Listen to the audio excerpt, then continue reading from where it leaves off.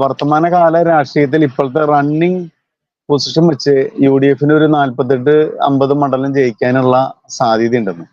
അതുപോലെ തന്നെ LDF ഒരു 50 മണ്ഡലത്തിലോളം ജയിക്കാനുള്ള സാധ്യതയുണ്ട്. അതിൽ ഷുവറായിട്ടെന്ന് പറഞ്ഞു കഴിഞ്ഞാൽ LDF ഒരു 40 സീറ്റ്, UDF ഒരു 40 സീറ്റ്, ഇതാണ് പൊസിഷൻ നിൽക്കുന്നത്.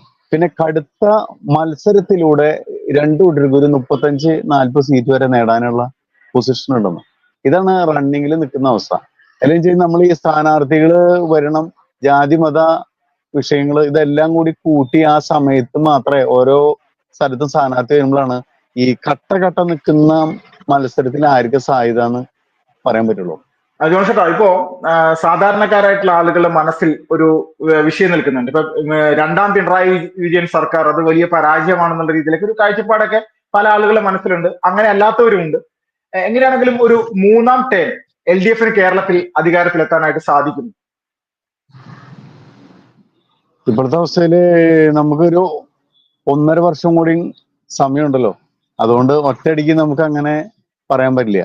പ്രഥമ ദൃഷ്ട ഇപ്പൊ LDF-നെക്കാളും വിട്ട് UDF ചെറിയൊരു എഡ്ജ് ഉണ്ട് എന്നുള്ള രീതിയിൽ മാത്രം ഇപ്പൊ നമുക്ക് കണക്കൂട്ടാൻ പറ്റുള്ളൂ. കാരണം വെച്ചാൽ 1.5 വർഷത്തിന് കഴിഞ്ഞു വരുമ്പോഴേക്ക് എന്തൊക്കെ മാറ്റങ്ങൾ സംഭവിക്കുന്നു പറഞ്ഞു. ഇന്നത്തെ അവസ്ഥയിൽ ആണെങ്കിൽ നമുക്കൊരു ചെറിയൊരു എഡ്ജ് UDF അനുകൂലമാണെന്ന് പറയാൻ പറ്റും. അതാണ് ഇപ്പോഴത്തെ അവസ്ഥയിൽ നമുക്ക് പറയാൻ പറ്റുക. ഇപ്പോ ഏതൊക്കെ മണ്ഡലങ്ങളാണ് ഈ പറയുന്ന UDF ആണെങ്കിലും LDF ആണെങ്കിലും BJP ആണെങ്കിലും വലിയ പ്രതീക്ഷ കൊടുക്കുന്നത് എവിടെയൊക്കെയാണ്? ഈ സാധാരണഗതിയിൽ നമുക്ക് ഇപ്പോഴത്തെ വർത്തമാനകാല രാഷ്ട്രീയത്തിൽ ഇപ്പോഴത്തെ റണ്ണിങ് പൊസിഷൻ വെച്ച് UDF ഒരു 48-50 മണ്ഡലം ജയിക്കാനുള്ള സാധ്യത ഉണ്ടെന്ന്. അതുപോലെ തന്നെ LDF ഒരു 50 മണ്ഡലത്തിലോളം ജയിക്കാനുള്ള സാധ്യതയുണ്ട്. അതിൽ ഷുവറായിട്ടെന്ന് പറഞ്ഞു കഴിഞ്ഞാൽ LDF ഒരു 40 സീറ്റ്, UDF ഒരു 40 സീറ്റ്, ഇതാണ് പൊസിഷൻ നിൽക്കുന്നത്.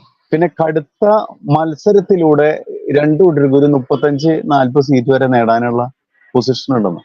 ഇതാണ് റണ്ണിങ്ങിൽ നിൽക്കുന്ന അവസ്ഥ.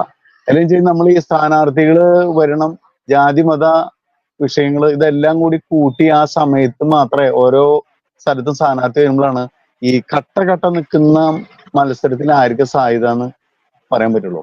എന്തായാലും ഈ വടക്കൻ കേരളം മുതൽ നമ്മൾ സാധാരണഗതിയിൽ കണ്ണൂർ മുതൽ തൃശ്ശൂർ വരെയുള്ള മേഖലകളിൽ ഭൂരിപക്ഷം ഇടതുപക്ഷത്തിന് അനുകൂലമായ ഒരു തരംഗമായിരുന്നു നിലവിൽ ഉണ്ടായിരുന്നത്.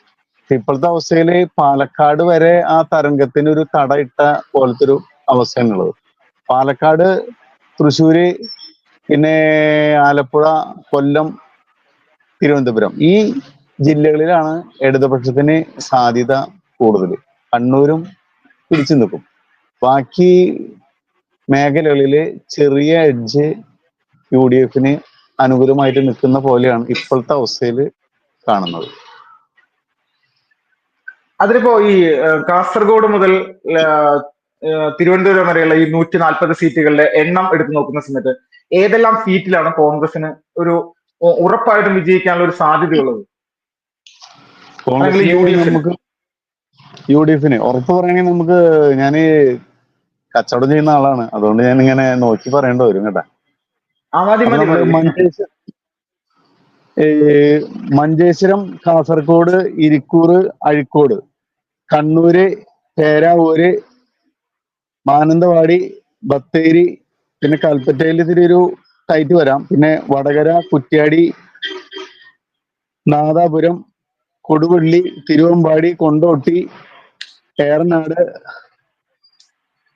മഞ്ചേരി, പെരിന്തൽമണ്ണ, മങ്കട, മലപ്പുറം, വേങ്ങര, വള്ളിക്കുന്ന്, തിരൂരങ്ങാടി, താനൂര്, തിരൂര്, കോട്ടക്കൽ, മണ്ണാർക്കാട്, പാലക്കാട്, പെരുമ്പാവൂര്, അങ്കമാലി, കളമശ്ശേരി, പറവൂര്, വൈപ്പിൻ, എറണാകുളം, തൃക്കാക്കര, പിറവം, മൂവാറ്റുപുഴ, തൊടുപുഴ, ഇടുക്കി, കടത്തുരുത്തി, കോട്ടയം, പുതുപ്പള്ളി, ചങ്ങനാശ്ശേരി, കരുനാഗപ്പള്ളി, കോവളം, നെയ്യാറ്റിങ്കര, ഇതെല്ലാം ഉറപ്പായി ജയിക്കുമെന്ന് നമുക്ക് ഉറപ്പായിട്ട് പറയാൻ പറ്റുന്ന മണ്ഡലങ്ങളാണ്.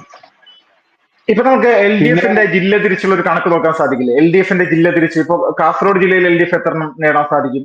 അല്ലെങ്കിൽ കണ്ണൂർ ജില്ലയിൽ എത്ര എണ്ണം നേടാൻ സാധിക്കും? അങ്ങനെ ഒരു കണക്ക് താങ്കൾക്കൊന്ന് അവതരിപ്പിക്കാൻ പറ്റും? നമുക്ക് മണ്ഡലം നോക്കുകയാണെങ്കിൽ നമുക്ക് ഉറപ്പായിട്ട് LDFന് നമുക്ക് കിട്ടുന്ന മണ്ഡലങ്ങള് കാഞ്ഞങ്ങാട്, പയ്യന്നൂര്, കല്യാശ്ശേരി, ധർമ്മടം, മട്ടന്നൂര്, തലശ്ശേരി. കാസർഗോഡ് ജില്ലയിൽ മാത്രം?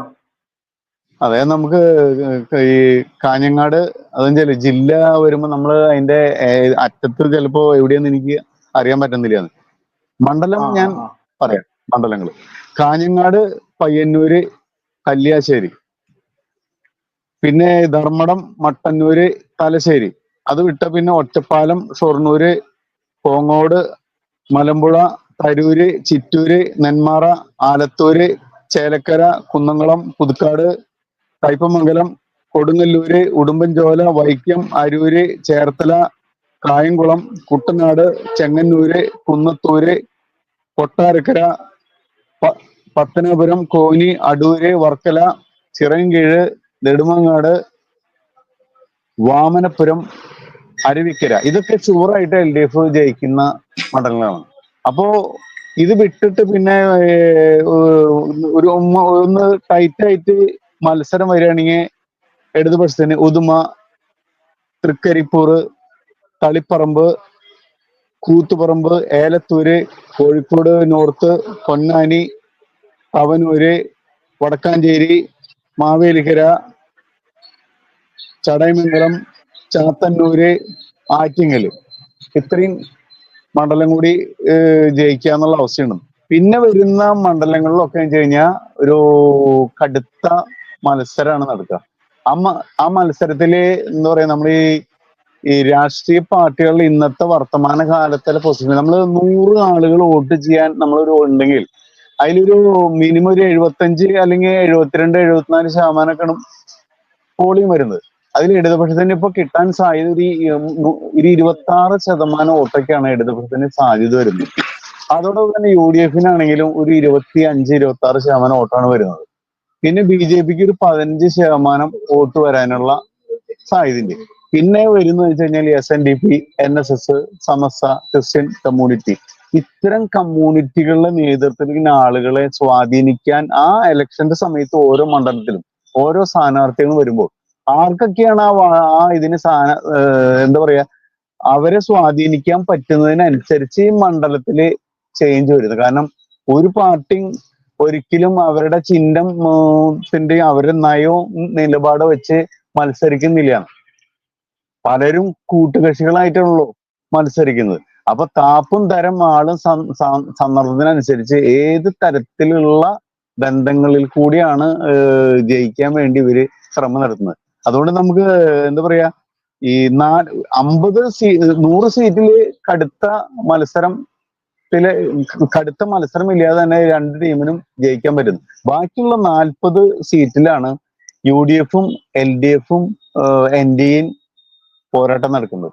അത് നമുക്ക് ഇന്നത്തെ അവസ്ഥയിൽ ഒരു ചെറിയൊരു എഡ്ജ് ഉണ്ടെന്ന് UDFന് നമുക്ക് പറയാൻ പറ്റും. പക്ഷെ നമുക്ക് സ്ഥാനാർത്ഥികളെല്ലാം വന്നതിന് ശേഷമേ ഇതിന്റെ പൊസിഷൻ നമുക്ക് സാധിക്കുള്ളൂ. അതാണ് ഇപ്പോഴത്തെ ഒരു പ്രാഥമികമായുള്ള ഒരു വിലയിരുത്തൽ.